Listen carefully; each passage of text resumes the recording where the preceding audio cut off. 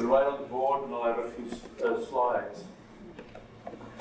My talk is coming out of a few books. One is The Power of Limits by Shambhala Press. Nature's Number by Ian Stewart, and The Divine Proportion by Huntley. And let me digress a little bit. Tony Kushon reminds me of Dr. Albon, with his 7 or 8 stage geometric chuck drawings being done on the CNC machine. Anyway, what I wanted to cover was some of the nature's way of doing ornamental turning, so to speak. The daisy, the florets of the daisies, the sunflowers, the cornflowers, the number of petals some flowers have, and how these relate to what we can do on the ornamental turning seed. But the other thing I'd like to get into is a little mathematics, a little Pythagorean theorem, a little Euclidean theorem. And that sort of takes you into areas of the golden mean or the golden triangle, or certain proportions. There have been, on the West Coast at Stanford, the sociology department had people interviewed on the street for harmonious shapes and forms.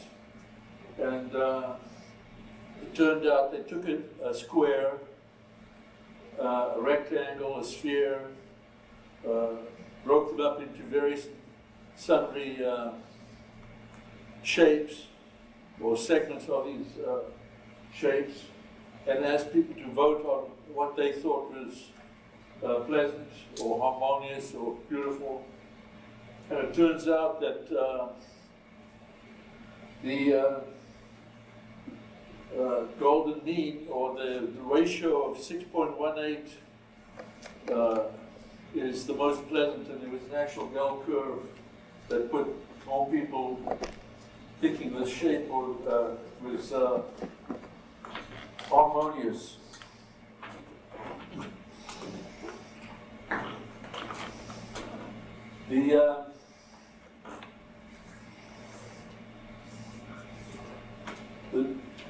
The ideal break-off would be, say this is 1, and this would be 6.18, would just stay at 6. But this relationship was the one that was most pleasant for the eye. Gorst, if we have the lights back up, we can't see that back. Leave that last row. Okay. Is that 0.618? Yeah, 0.618. It actually could be 1.618, but I'll show you in a while. It's just that it's the ratio. The ratio could also be, for instance, with the slide up there, is that this could be the 1, and it's coming down here, and this is 6.18. So you can have a ratio from top to bottom. You can actually, in the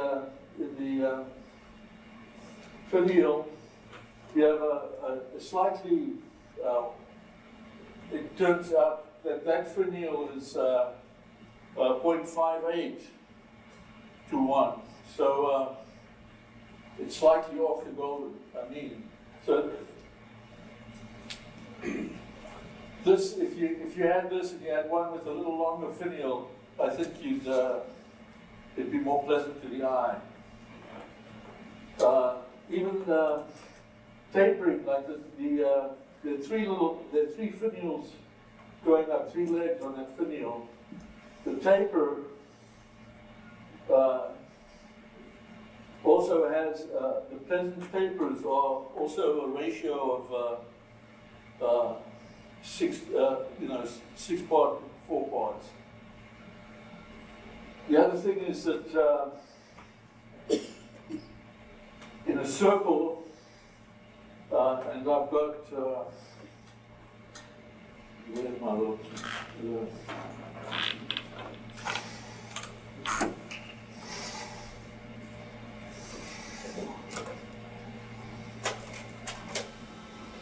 with a circle, the mass in the bottom has a similar relationship to the very thin stem. Had the stem been thicker, we would have had a disproportionate, unpleasant appearing object. This is a triangular piece that's made of amboina burl. This doesn't have a form ratio, except that the piece has hardwood and sapwood relationship. And I don't know if you can get that. Could you stand by the table or something? We can't see it. A little bend around.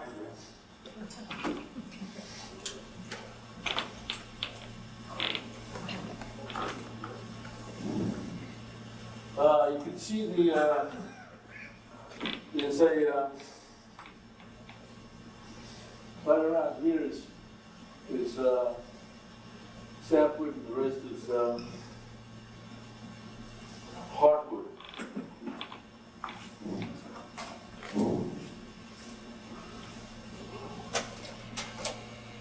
It's another one, this has a better height, bulk aspect ratio, sort of thin. I could quite easily ornament some of this very busy rural, but I think the ornamentation at the top is a perfect relationship to the burl. This is a blackwood and pink ivory. The way that the box's picture is taken, it's slightly distorted, but it also has a golden mean ratio. This is a square box with the ratio being off the top, the bottom should have been a tighter, small base. Oval piece, also not very pleasant to the eye because of the taper.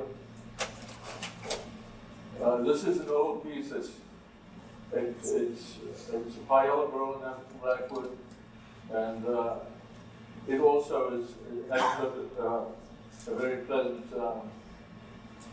appearance, except it's a nice box, except it's not the, this is perfect. So this is a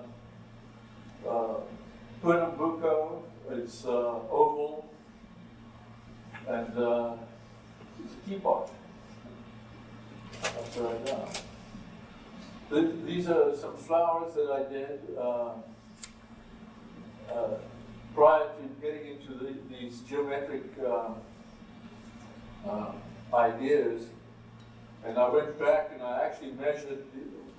I still have this set of flowers. I went out and I measured the spread of the flowers in relationship to the very organic vase, and it turned out to be 0.61 ratio. And this is a similar set with yellow western cedar burl flowers and paella burl reciprocated base. The base is not tapered correctly, but the ratio of the flowers to the base is. I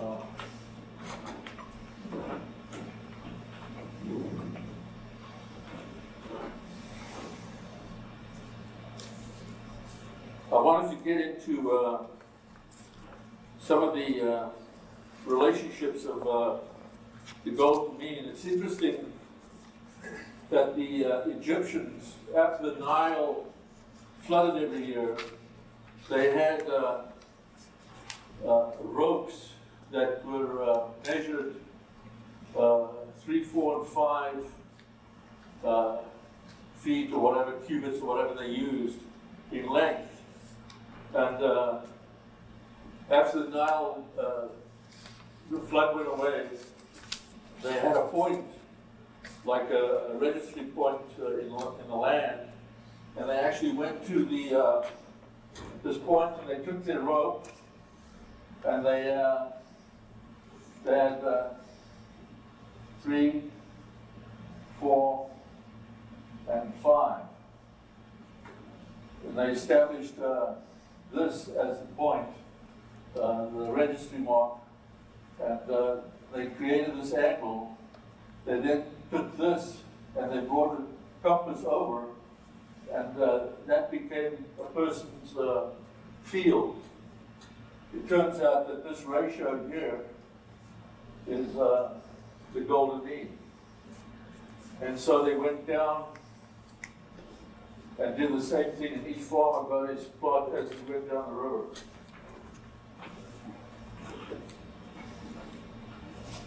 It's interesting if you get into the Fibonacci numbers and Moire and things like that.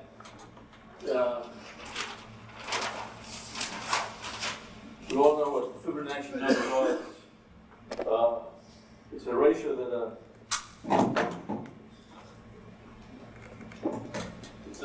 that an Italian guy by the name of Nacci, his first name was something else.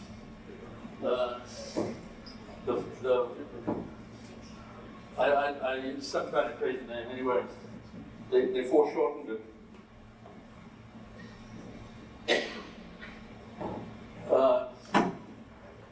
He found out that if you added 1 plus 1 is 2, 2 plus 1 is 3, 3 plus 2 is 5, 5 plus 3 is 8.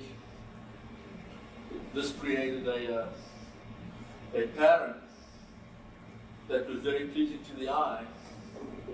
And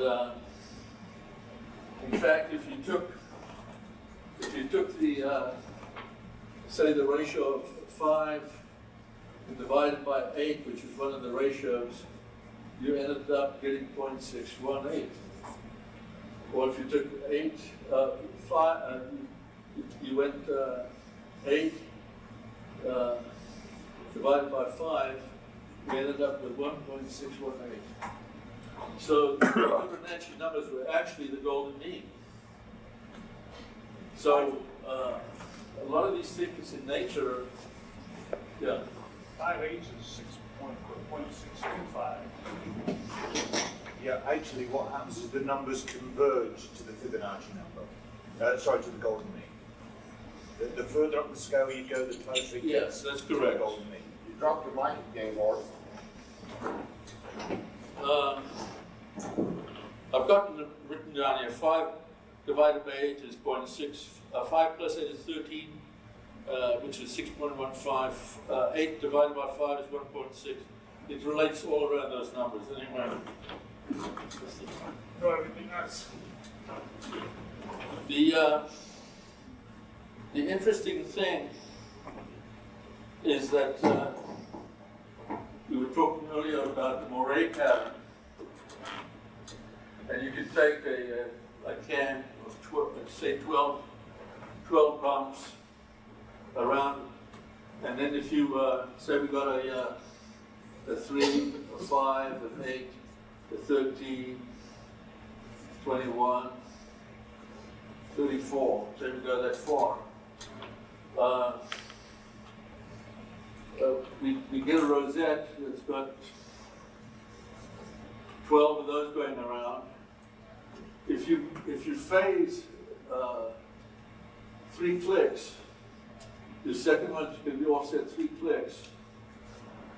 Then you phase the next one 5, then 8, then 13, and then from here you go back down, 21, 13. You'll end up getting a taffeta or moire pattern on a surface, which is very, very pleasant to the eye.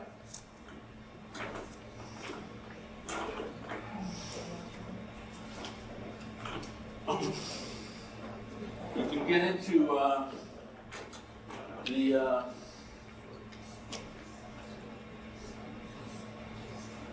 5-sided figure.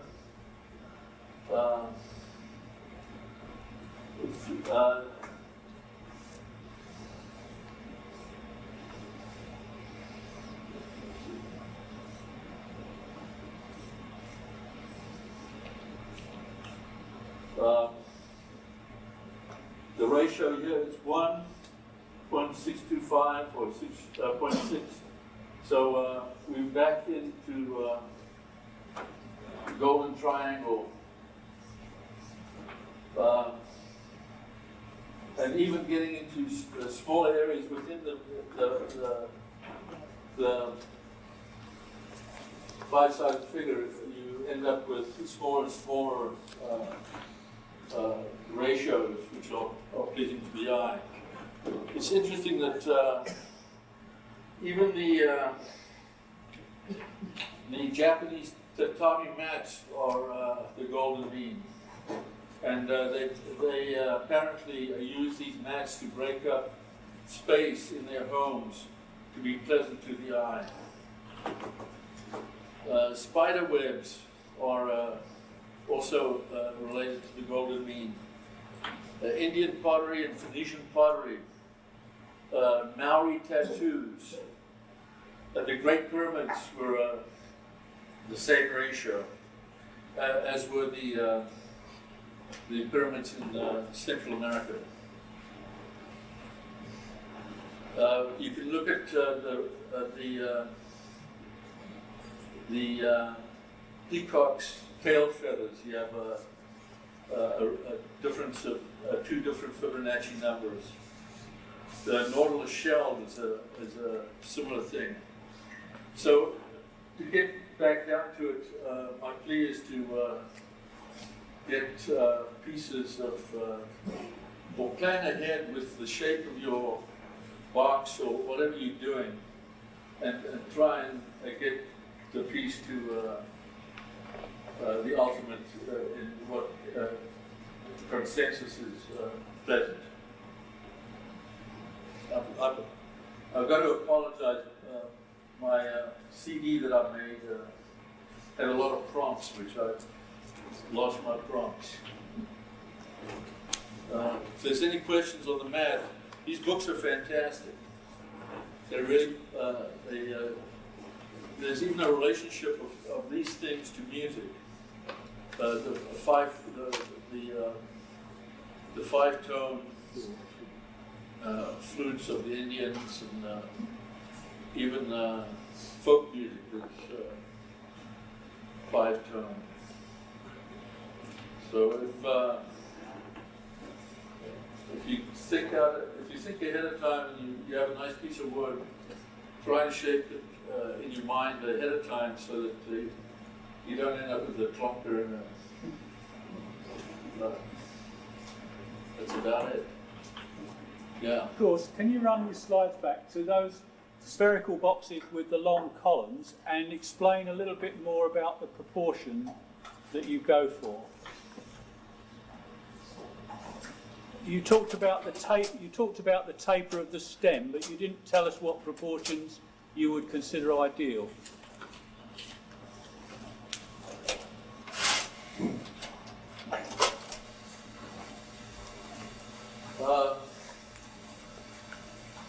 The included angle is 3 degrees. And that's the taper of the stem? The taper of the stem. Yeah. When you, and that's about when you get less than that, it becomes very flimsy if you want to get a real thin stem. And I've got these are fluted, so this isn't a solid piece of work. I just find that 3 degrees gives you a nice relationship from the top to the bottom, and a very thin relationship to the bulk at the bottom. So I think it's a pleasant piece. What about the length of the stem compared with the diameter of the sphere? Is there a relationship there? There's this one is not quite 6 points, it's just a little under 6. So I'm not getting a lot. I've made some of these things before I got into, into the idea of. So you for a 1 inch diameter sphere, you go for a 0.6 length. Well, if you've got a round box, the width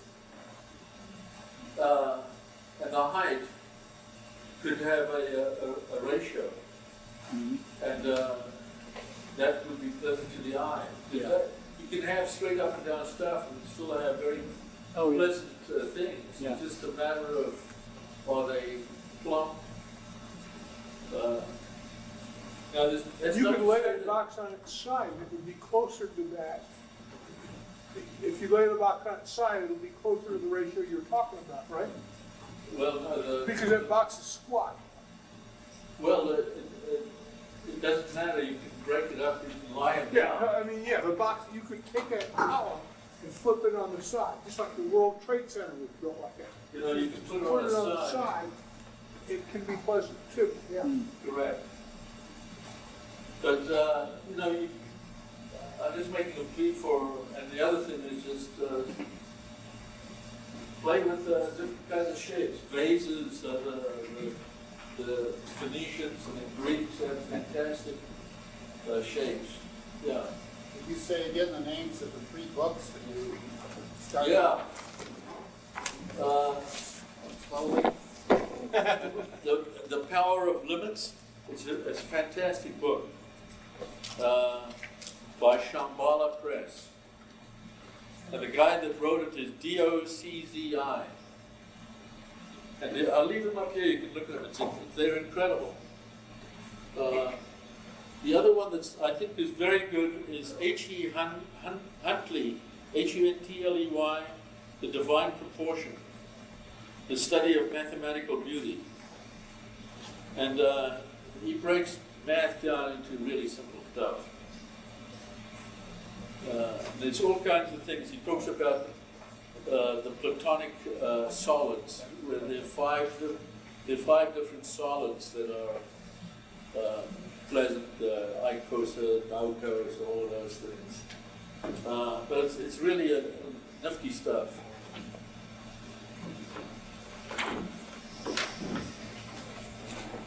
Anybody else? The other book, you named 3. Well, there's another one here called Mathographics, and it's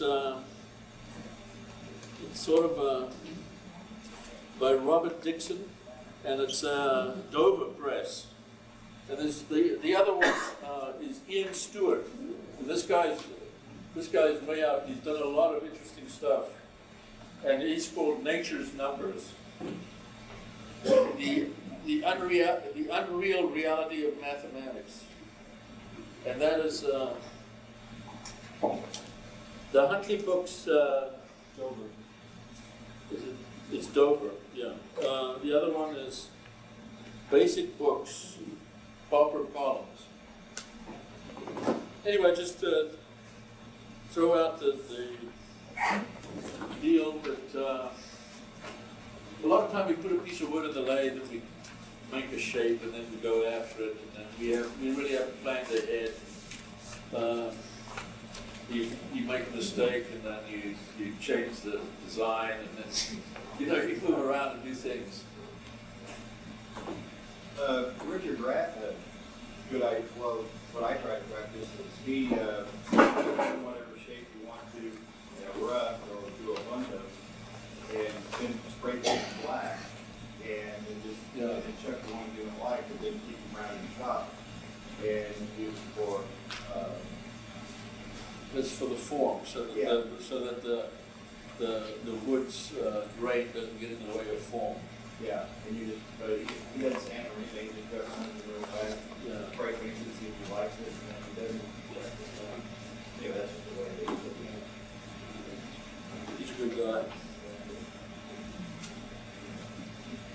Anybody else? Yeah. When you advocate actually taking all of these numbers when you initially begin your design and thinking about these numbers and ratios and things when you lay it out to start with? Yeah, you know, That's a lot of things to think about.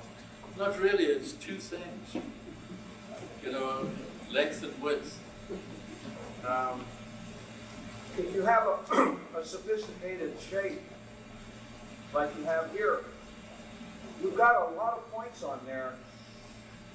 The height of the stem before you reach the flower, the height of the point on the flower, the diameter of the ball, the diameter and the taper of the stem, all of those things. There's an awful lot of numbers and things there. I get confused when I think about those things because I don't know where to start and from where to make my demarcations for these ratios and that sort of thing. And Well, I think if you're going to make a box, oh, well, yeah, a box is relatively easy because that's straightforward. But in ornamental training, there's an awful lot more to it than a box, right? this is a box. That's a box. Yeah. Yeah, but it's not what I think of as a box. But you know, even the ratio of the diameter of the opening to the width of the box becomes important.